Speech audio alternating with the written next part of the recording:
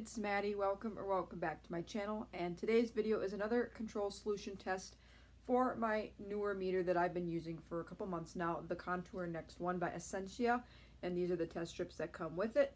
And they also included level 2 control next test solution here for the Contour Next, and I'm just going to be showing you quickly how to do one of these and stuff like that. One of you actually requested that I do this, and I thought, oh, why not? Because a lot of people may not know, the differences between like different meters. This process actually to do a control solution test on this particular meter is so much simpler than that of the One Touch Verio family, and I'm going to show you why. And that reason, there's no buttons you have to push beforehand. You just simply insert a strip, you put the strip into the test control solution, and then you match it up with the number and make sure it is within the appropriate range for whatever level of solution you're using. For those of you that do not know what a control solution test is, I will try to remember to leave a link to my video down below where I explain the importance of them and how to conduct one for the One Touch Verio Flex meter and for pretty much any meter in the One Touch Verio family.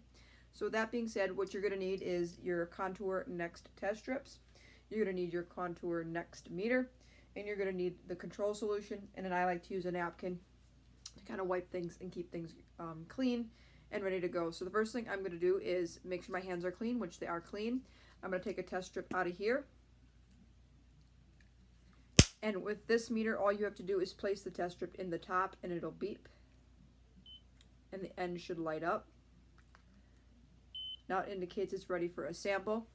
So all I have to do is take this, and now they recommend that you shake it to kind of get everything mixed up. Unscrew the top.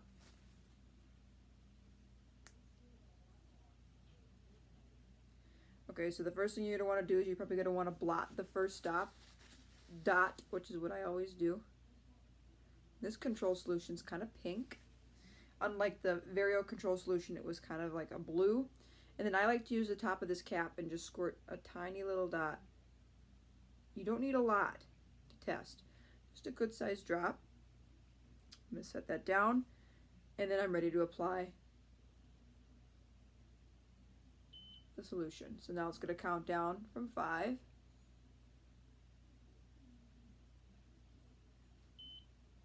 And it automatically could tell it was a control solution test because it did not leave a color range for, like, if it was my blood sugar, 124 would be in the applicable range for me.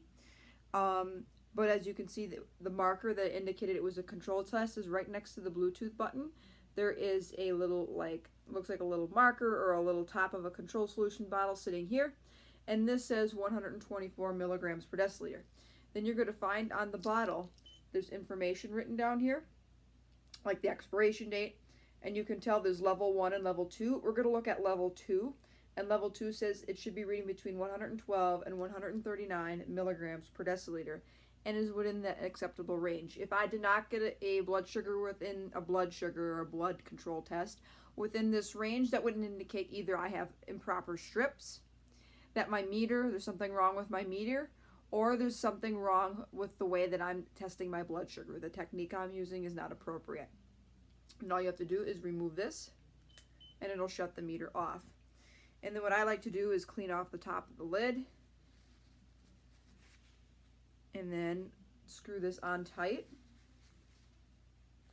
And then you can keep this with you and use it anytime you need it. Now, control solution tests, I don't use them as much as I used to anymore, but I use these pretty much anytime I think that, hey, my meter might be acting off, or, Dexcom and my meter aren't working right, or, hey, I dropped my meter, maybe I should test it and make sure it's actually working properly. And they recommend that you do test every time you open a new bottle of test strips, but I don't do that as much anymore. But if you start noticing that, this doesn't seem right with my blood sugars, or this doesn't seem to be matching, or there was, these test strips went through, I don't know, bleach or something really crazy, and this went through the washing machine, well, then you may want to use this control solution test to test and make sure things are working properly. Always have some on hand. I know when I purchased my meter or got my pump, they gave me this with the actual meter, which I thought was pretty cool. Versus when I was first diagnosed, I was given the One Touch Verio Flex meter, and I had to go purchase my own control solution. So anyways, while this video was short and sweet, I hope you enjoyed it, and I hope it makes sense that different meters require different methods and purposes to do control testing. I like this method a lot easier than that of a control solution test for a Verio, just because I love how that this meter recognizes immediately that it's not my blood, that it's a control solution test by the way it's reading. It must be able to detect some sort of chemical in here that gives the meter a signal that, hey, this isn't a blood sample. This is like a control test. So I thought that was rather cool. So anyways, if you enjoyed this video, give it a big thumbs up. Feel free to hit that subscribe button down below. I post videos every single week about diabetes plus more. And until next week, 4 more videos. Take care. God bless.